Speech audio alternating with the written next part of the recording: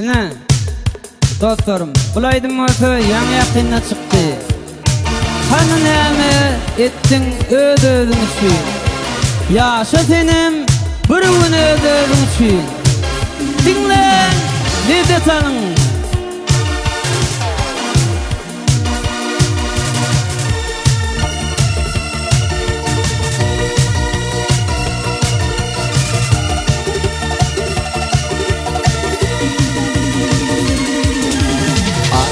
Atıp kanı dünya yükünü kendi ağlaştım dünya sürdü kökümü. Yaşayacaktım bakırıp kökümü.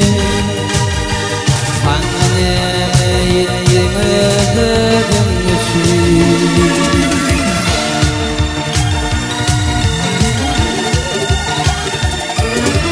Dünya budur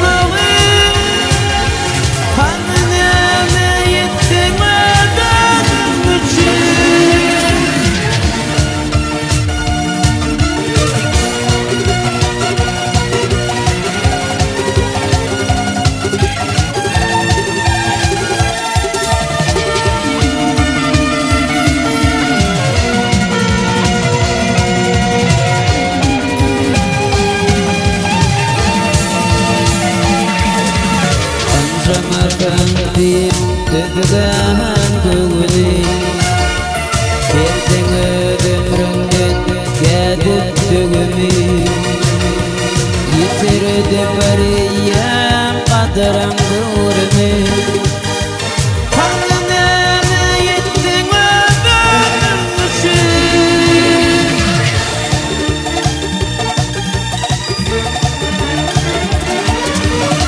Yaşadın yaman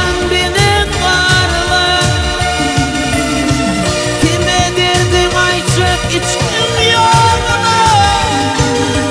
Şimdin durdum iki dünya darla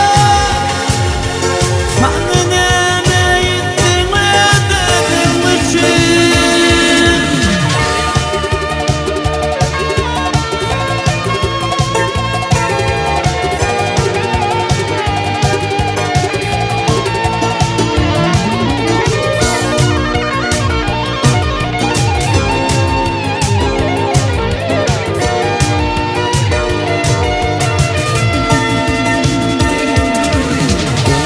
Dünya yandan koyup doğdunu Yaxşılığın bilin salar yadına